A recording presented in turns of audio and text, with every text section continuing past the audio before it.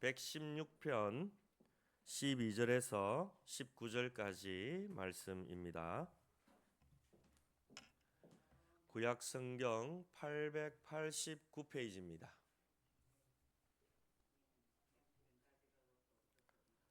시편 116편 12절에서 19절 우리 한 절씩 교독하여 읽도록 하겠습니다. 내게 주신 모든 은혜를 내가 여호와께 무엇으로 보답할까?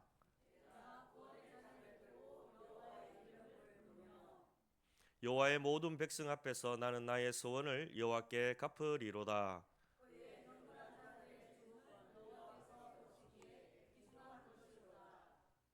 여호와여, 나는 진실로 주의 종이요 주의 여종의 아들 곧 주의 종이라. 주께서 나의 결박을 푸셨나이다.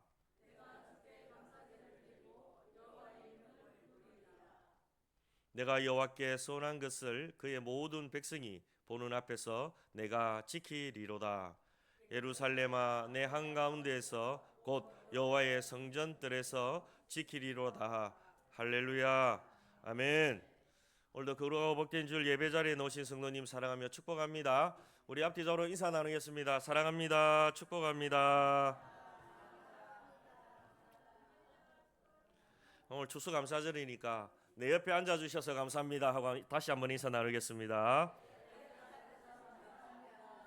예.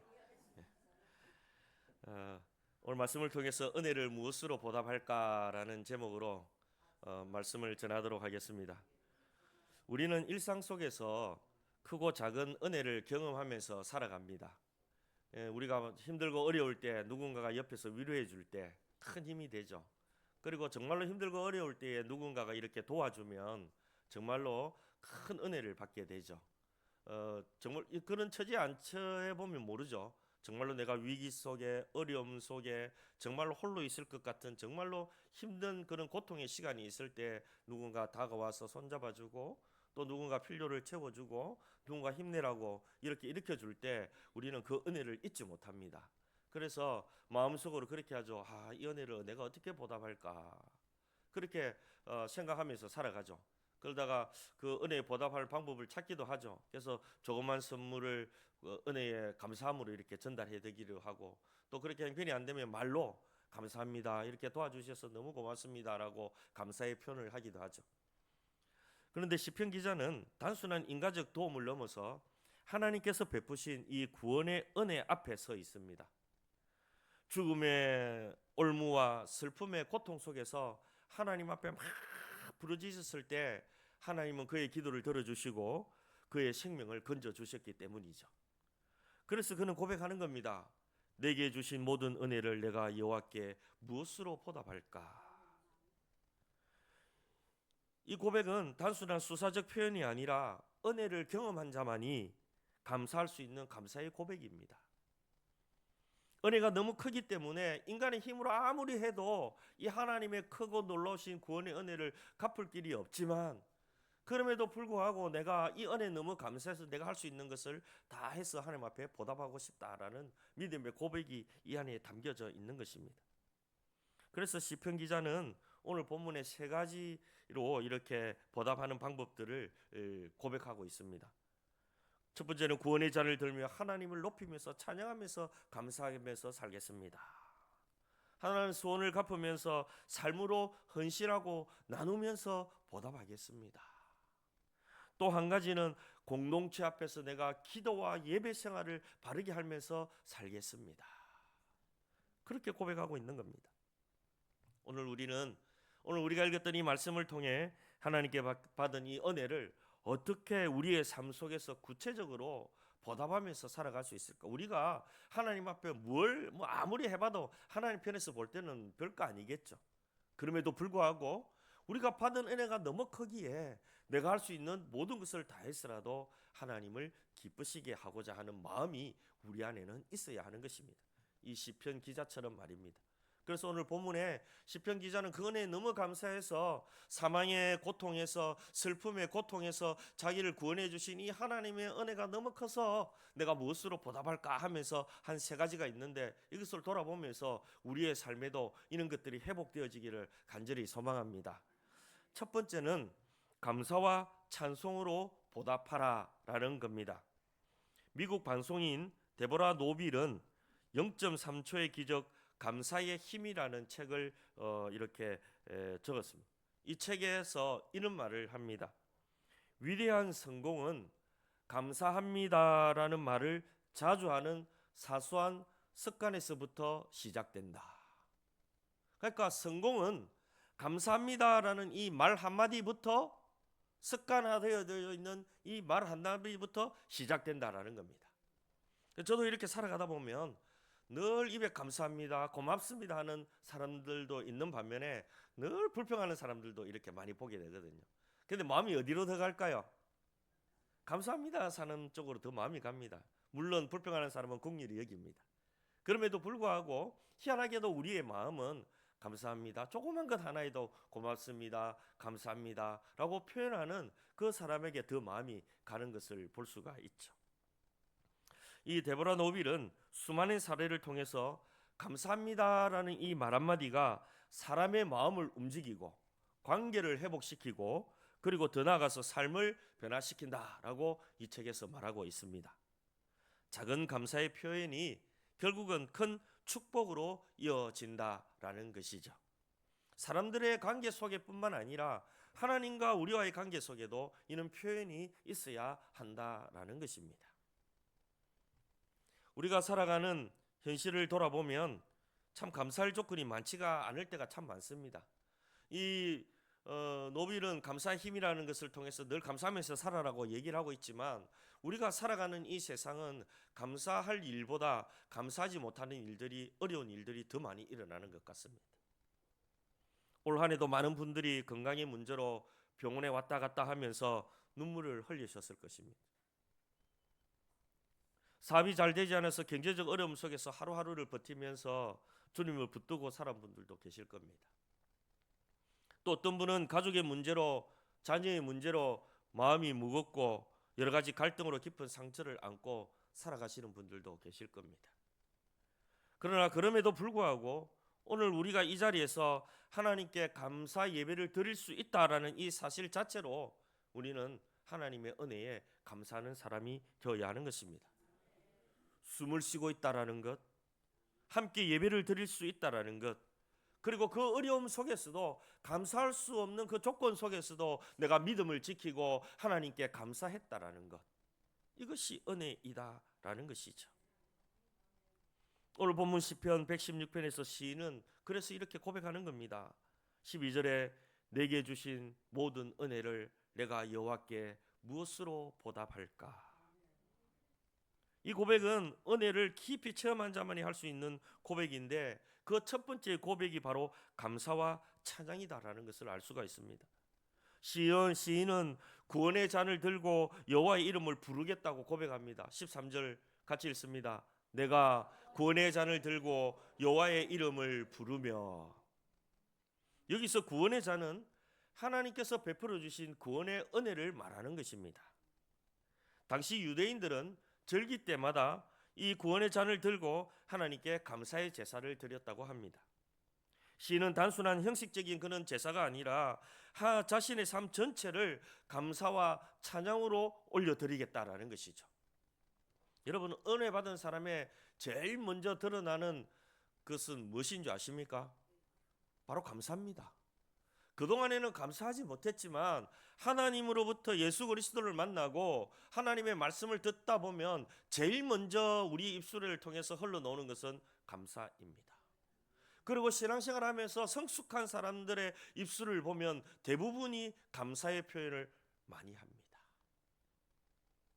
성경 곳곳에서 이 감사와 찬송을 우리에게 강조하고 있어요. 바울은 데살로니가전서 5장 18절에서 이렇게 말씀합니다. 같이 읽습니다. 범사에 감사하라. 이것이 그리스도 예수 안에서 너희를 향하신 하나님의 뜻이니라. 아멘. 우리는 하나님의 뜻대로 살겠습니다라고 고백 많이 합니다. 그런데 그 하나님의 뜻은 여러 가지가 있겠죠. 그런데 성경은 우리에게 뭐라고 얘기합니까?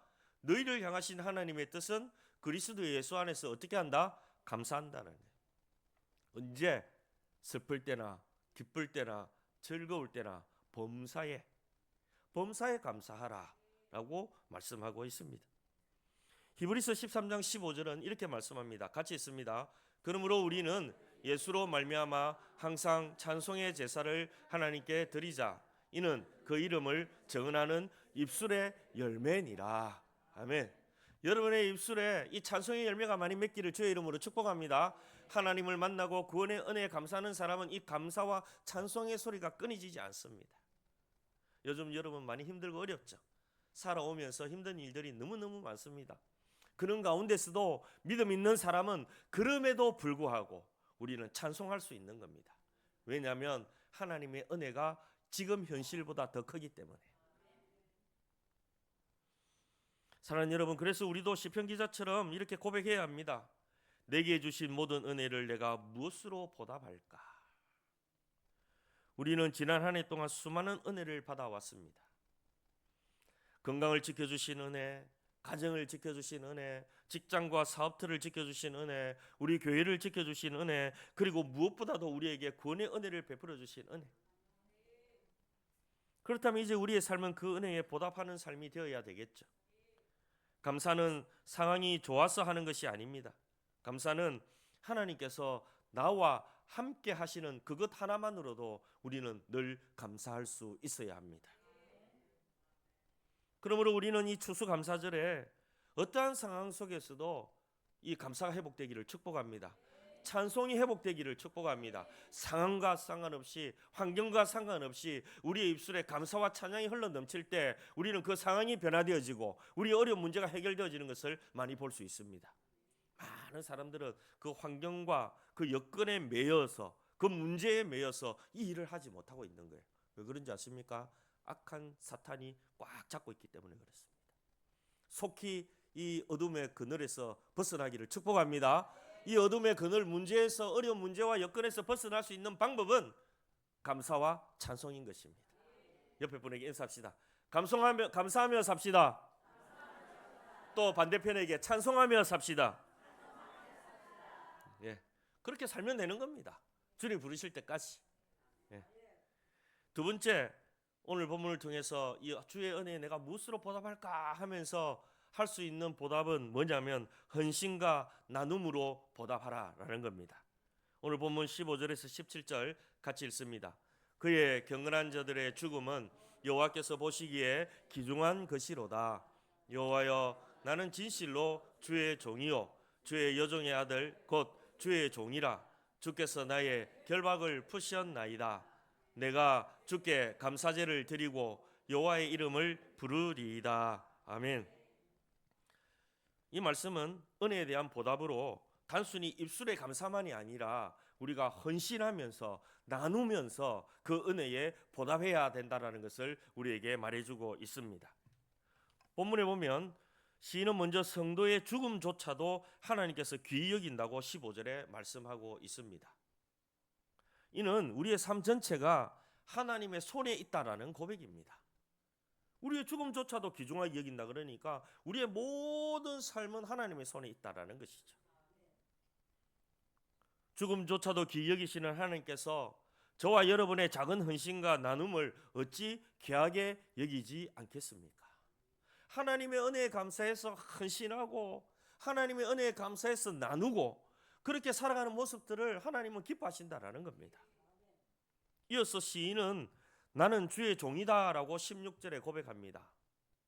여러분, 여기서 종이라는 표현은 단순히 신분을 말하는 것뿐만 아닙니다. 삶 전체를 하나님께 드리겠다는 헌신의 고백입니다. 나는 이제 주님의 것입니다. 주님이 나를 마음껏 쓰십시오. 그 말입니다.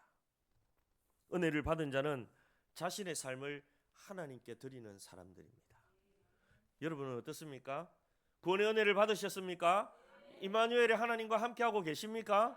그렇다면 여러분의 삶은 여러분의 것이 아니라 주님의 것입니다. 그리고 17절에 이렇게 고백하죠. 내가 주께 감사제를 드리고 여호와의 이름을 부르리라.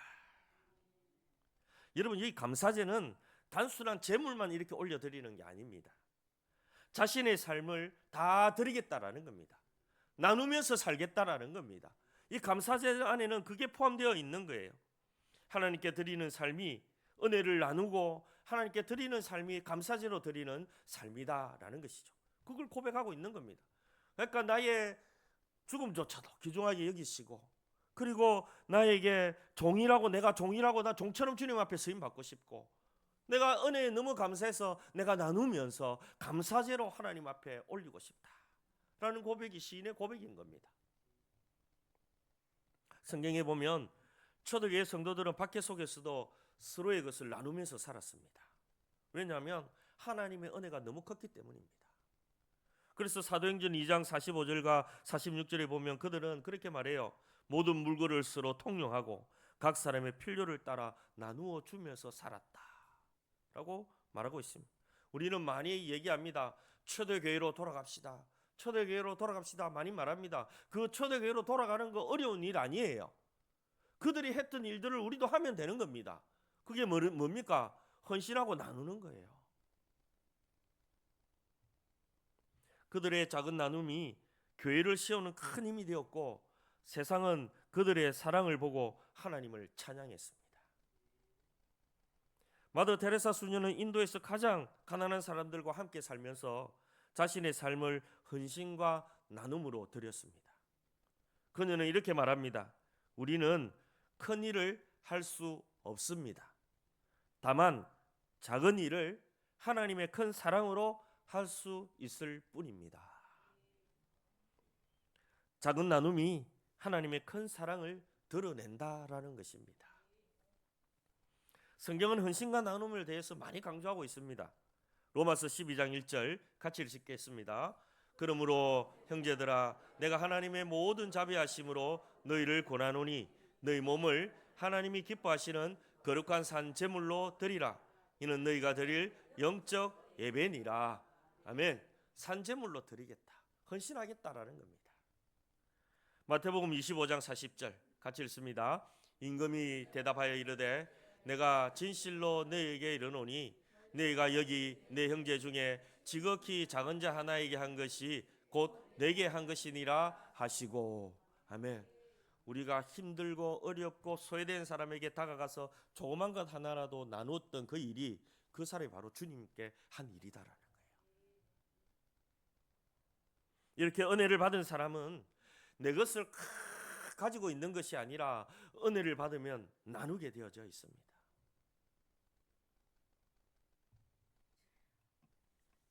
사랑하는 여러분, 우리도 시편 기자처럼 고백하면서 살아가야 합니다. 나는 주의 종입니다. 둘로스. 하나님 앞에 속한 사람이다. 우리는 지난 한 해 동안 수많은 은혜를 받았습니다. 그죠? 지금 이렇게 돌아보니까 은혜가 너무 크지 않습니까? 힘들고 어려운 일도 많았지만 그것을 이길 수 있는 힘을 주신 분도 하나님이시고, 그죠? 극복할 수 있는 힘을 주신 분도 하나님이시고, 지금까지 살게 하신 분도 하나님이시고. 그렇다면 이제 우리의 삶은 그 은혜에 대한 보답이 있어야 합니다. 헌신은 거창한 것이 아닙니다, 여러분. 작은 것에부터 시작하는 겁니다. 시간을 드리는 헌신, 물질을 드리는 헌신, 사랑을 드리는 헌신, 이 작은 헌신과 나눔이 하나님께는 귀한 감사의 제사가 드리는 것이죠. 오늘 우리 이제 추수감사절이 되어서 이렇게 각 전도회별로 이렇게 하나님 앞에 여러 가지 이렇게 올리고, 또 개인적으로도 이렇게 많이 헌신해 주셨어요. 섬겨 주셨어요. 지나보니까 하나님 은혜 너무 감사했어. 이 앞에 보면 농사 지은 것도 나옵니다. 우리 교회가 시골은 아니지만 그래도 이 근처에 땅이 있는 분들이 이렇게 배추, 파, 호박 뭐 많이 갖다 놨습니다. 오늘 화면에는 안 비치지만 보입니다. 많이 갖다 놨습니다. 이렇게 클 수 있는 거 우리가 열심히 씨도 뿌리고 열심히 가꿨죠. 그러나 하나님이 햇볕 주시고 바람 주시고 하나님이 지켜주시니까 이렇게 귀한 열매가 맺어지는 겁니다. 우리의 인생도 마찬가지예요. 우리가 열심히 사는 것 같지만 하나님이 지켜주시고 하나님이 보호하시고 하나님이 함께 하시기 때문에 우리는 살아가는 겁니다. 그게 은혜 아닙니까? 그러면 그 은혜에 우리가 보답하기 위해서는 그 받은 은혜를 내 것으로만 누리는 것이 아니라 흘러보내야 되는 것입니다. 축복의 통로로 나누면서 흘러보내야 하는 것입니다. 그럴 때 하나님께서 우리의 헌신과 나눔을 기쁘게 받으시고 큰 은혜의 축복으로 채워주실 줄 믿습니다. 옆에 분에게 인사합시다. 나누면서 삽시다. 헌신하며 삽시다. 예, 그게 하나님의 은혜에 보답하는 게 큰 게 아니에요. 작은 것부터 시작하는 것입니다. 끝으로 하나님의 은혜에 보답하는 길은 기도와 예배로 보답하는 것입니다. 우리가 신앙생활하면서 가장 큰 힘이 되는 것은 뭡니까? 각자 여러 가지가 있겠지만 그 중에서도 힘이 되는 것은 기도할 때, 예배 드릴 때 우리의 신앙의 회복이 확 일어나게 되는 것이죠. 삶이 힘들고 지칠 때 기도와 예배는 우리를 다시 일으켜 세우는 힘이 되는 것입니다. 세상은 우리에게 많은 것을 요구하지만 하나님은 큰 건 요구하지 않습니다. 우리에게 많은 은혜를 베풀어 주시지만 하나님이 가장 기뻐하시는 것은 우리가 온 마음과 뜻과 정성을 다해서 이렇게 하나님 앞에 모여서 예배드리는 겁니다. 하나님 제일 기뻐하시는 일이에요. 전도도 기도도 헌신도 봉사도 기뻐하시지만 하나님이 제일 기뻐하시는 것은 왕이신 하나님, 나의 구원자가 되신 그 하나님, 창조주 하나님을 높이고 경배하고 모든 것을 올려드릴 때에 우리 하나님은 기뻐하신다. 우리는 때로 기도 응답이 되지 않고 힘들어합니다. 예배가 형식처럼 드려질 때도 많습니다. 그러나 하나님은 우리의 작은 기도조차도, 우리의 드려지는 이 예배조차도 하나님께서는 귀하게 받으시고 그렇게 은혜를 베풀어 주시는 것입니다. 우리가 하나님의 받은 은혜에 보답할 수 있는 게 큰 것이 아닙니다, 여러분. 내가 할 수 있는 건 하면 되는 거예요. 예배 자리 빠지지 않고 기도 자리 빠지지 않고 하나님 원하시는 자리에서 각자 자기에게 주어진 그 은사와 달란트에 따라서 섬기는 겁니다. 이름 없이 빚도 없이 묵묵히 그렇게 섬겨 나가는 겁니다. 그것이 주의 은혜에 보답하는 길이에요. 미국의 링컨 대통령은 우리가 잘 아는 대로 남북 전쟁이라는 국가적 위기 속에서 그가 한 것은 다른 것이 아니었습니다. 밖에서 막 전쟁터에서 군인들이 전쟁할 때 링컨 대통령이 한 일은 백악관에서 기도했습니다. 그는 이렇게 기도했어요. 사랑의 주님, 나는 너무 약해서 하나님께 무릎을 꿇을 수밖에 없습니다. 이 어려운 전쟁을 도와주십시오. 그렇게 기도했다고 합니다. 그의 기도는 나라를 지키는 힘이 되었고 하나님께서 그 기도를 통해 역사를 움직였다고 합니다. 뿐만 아니죠. 우리나라도 마찬가지예요. 우리 한국 교회도 세계적으로 유명한 뭐가 있습니까? 새벽 기도가 있습니다. 외국의 유명한 부흥사들이나 목사님들이 와서 우리나라 큰 대형 교회나 작은 교회 이렇게 다니면서 새벽 기도의 불을 보고 깜짝 놀랐다고 합니다. 외국에는요, 지금 우리는 이렇게 새벽 기도, 수요 예배, 금요, 철야 뭐 이렇게 있지만요, 외국에 없습니다, 여러분. 주일 대예배만 거진 드리는 그런 유럽이나 이런 쪽에는요, 그런 주일 대예배 한번 딱 일주일에 드립니다. 그리고 피크닉 가고 놀러 가고 막 그래요. 그런데 우리 한국 교회는 어떻습니까? 힘들고 어려운 시기에 우리의 믿음의 선배들은요, 그 추운 겨울에도 마룻바닥에 눈물 흘리면서 이 가난한 나라를 살려달라고, 우리 자녀들을 잘 되게 해달라고, 하나님의 나라가 이 땅에 임하게 해달라고 그분들의 눈물의 흔적들이 남아있는 땅입니다. 하루의 첫 시작을 하나님께 드리며 기도와 예배를 시작할 때 하나님께서 그들의 삶을 지켜주지 않겠습니까? 그들의 기도를 듣지 않겠습니까? 당연히 들으시죠. 그래서 지금 우리나라가 이렇게 부강하게 된 겁니다. 그 믿음의 선배들의 피땀 흘린 눈물의 기도 때문에 지금 우리나라가 이렇게 세워져 있는 거예요. 세계 6위입니다, 여러분. 놀라셨죠? 아무도 안 놀라시네. 예? 저 얼마 전에 제가 세계 10위라 그랬잖아요. 국가 평가하는 그 곳에서. 근데 얼마 전에 또 8위였거든요. 근데 또 6위로 올랐었어요. 와, 어떻게 되려고? 왜 그런지 아십니까? 기도하는 주의 백성들이 있기 때문입니다. 그리고 이렇게 복을 주신 이유는 그 은혜에 보답하라고, 예배드리면서 복음 전하면서 열방을 품고 나가라고, 제사장 나라가 되라고 우리에게 이런 은혜를 주시는 거예요. 우리가 잘나서 우리가 공의로워서 이렇게 은혜 베풀어 주시는 거 아닙니다, 여러분. 우리는 돌아보면 다 냄새나고 보잘것없고 연약한 존재들일 뿐입니다. 그럼에도 불구하고 구원의 은혜에 감사하여 새로운 사람이 되어서 하나님 나라와 영광을 위해서 어떻게 살까라는 사람들이 많기 때문에, 그런 사람들이 목숨을 걸고 사명을 걸고 오늘도 불모지에 들어가서 기도하면서 땅을 밟으면서 기도하고 있기 때문에 하나님께서 이 나라를 복을 주고 있는 거예요. 우리 특히 선교사님도 홀로 여성의 몸으로 지금 특히에서 하시다가 들어오셔서 이제 건강검진도 다 받으시고 이번 주 이제 올라가시는데 어제 이렇게 식사하면서 그런 이야기를 나눴어요. 목사님, 저는요 막 크게 교회를 세우고 이런 거 아닙니다. 저는 이 이슬람 땅, 이 이슬람이 퍼져 있는 이 땅에 땅을 밟으면서 삶으로 복음을 전하고 있습니다. 한 사람 한 사람 만날 때마다 인사하고 그들과 관계를 맺고 집에 초대해서 밥도 대접하고 그러면서 자연스럽게 내가 만났던 예수님을 간증하고 있습니다. 그래서 몇 명을 지금 세워나가고 계세요. 얼마나 귀중한 일인지 모르죠. 은혜 받은 자는 뜨거움이 있습니다. 예배의 뜨거움이 있고 기도의 뜨거움이 있고, 은혜 받은 자는 이 받은 은혜를 내가 어떻게 할까 싶어서 막 안에서 불이 막 일어나야 되는 거예요. 우리가 신앙생활 하다 보면 이 구원의 은혜도 잊어버리고 삶이 막 그냥 그렇고 왜 나는 예수 믿어도 잘 안 되나 하고 낙심할 때가 많습니다. 그러나 그럴 때 주님의 은혜를 기억하십시오. 나를 구원해 주신 은혜, 나에게 생명을 주신 은혜, 나에게 죽음 이후에 천국을 알게 하신 그 은혜, 그 은혜를 생각하면서 현실을 뛰어넘어야 하는 것입니다. 그래서 오늘 시편 116편 18절 19절에 이렇게 고백합니다. 같이 읽습니다. 내가 여호와께 서원한 것을 그의 모든 백성이 보는 앞에서 내가 지키리로다. 예루살렘아, 내 한가운데서 곧 여호와의 성전들에서 지키리로다. 할렐루야, 아멘. 시인은 하나님 앞에 서원한 것을 지키겠다라고 고백합니다. 이것은 단순한 약속이 아니라 내가 하나님의 은혜에 감동이 되어서 서원한 것은 반드시 지키겠습니다. 내 삶 전체를 들여서라도 지키겠다는 결단입니다. 그리고 더 나아가서 19절에 공동체 앞에서 예배를 드리겠다는 고백이죠. 예루살렘아, 예루살렘이 어디입니까? 하나님의 성전이 있는 곳입니다. 내 한가운데서, 그 한가운데서 여호와의 성전 뜰에서 지키겠다. 여러 사람들이 보는 앞에서 내가 예배함으로 나의 서원을 지키겠다라는 겁니다.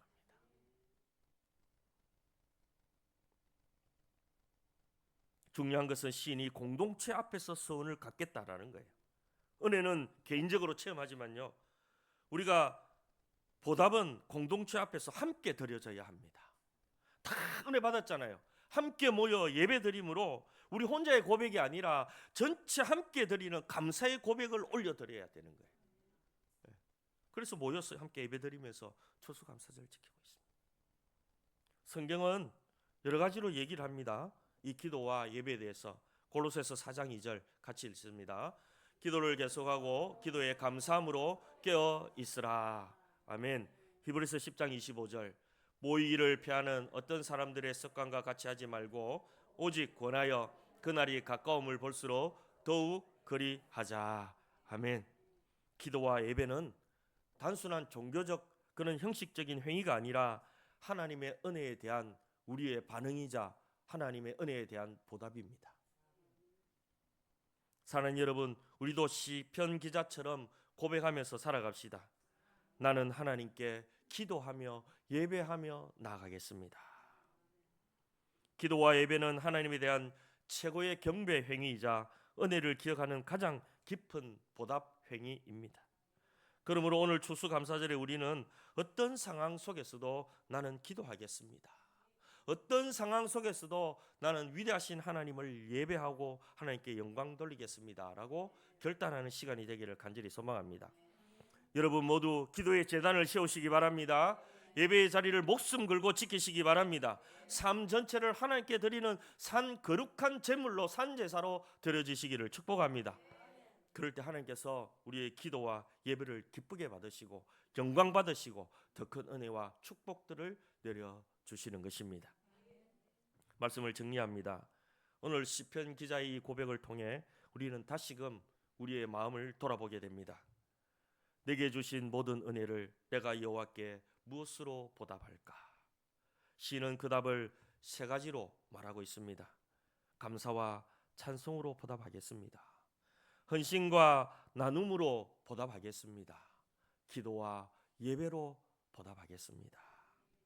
이것은 단순한 교훈이 아니라 은혜를 체험한 자의 삶의 고백이기도 합니다. 우리의 삶에도 눈물과 어려움이 많습니다. 그러나 그 모든 순간에도 하나님은 우리를 붙들어 주셨습니다. 실패 속에서도 다시 일으켜 세워주셨고 고통 속에서도 위로해 주셨습니다. 그러므로 오늘 우리는 받은 은혜를 기억하며 감사하며 살아가야 합니다. 작은 감사가 큰 은혜로 이어지고, 작은 헌신이 큰 축복으로 이어지고, 작은 기도와 예배가 하나님의 능력을 덧입는 것으로 이어질 때에 하나님은 우리의 작은 보답을 귀하게 받으시고 놀라운 은혜로 채워주실 것입니다. 사랑하는 여러분, 이제 우리의 삶이 하나님께 드려지는 산제사가 되기를 간절히 소망합니다. 가정에서나 교회에서나 감사의 노래가 흘러넘치기를 축복합니다. 헌신과 나눔이 풍성하기를 축복합니다. 삶 전체가 기도와 예배로 드려지는 산제물로 드려지기를 주의 이름으로 축복합니다. 이렇게 우리가 하나님의 은혜에 보답하게 될 때, 이런 마음으로 하나님 앞에 나아가게 될 때 여러분의 삶에 주의 은혜와 축복이 차고 넘칠 줄 믿습니다. 우리 하나님의 웃으신 모습을 보시기 바랍니다. 야, 너가 그렇게 기뻐하고 있구나. 그런 상황에서도 감사하고 있구나. 그런 가운데서도 나누고 있구나. 그런 가운데서도 네가 예배의 목숨을 걸고 있구나. 그래 사랑한다. 일어나거라. 그러면서 더 큰 은혜와 축복들을 주십니다. 사랑하는 여러분, 남은 여정 이렇게 살아갑시다. 감사하며 찬송하며 삽시다. 헌신하며 나누면서 삽시다. 기도하며 예배하며 살아갑시다. 이것이 주의 은혜에 내가 무엇으로 보답할까 하는 사람의 믿음의 고백인 것입니다. 이 시인의 고백이 저와 여러분의 고백이 되기를 주의 이름으로 축복합니다. 오늘 말씀을 생각하면서 기도했으면 좋겠습니다.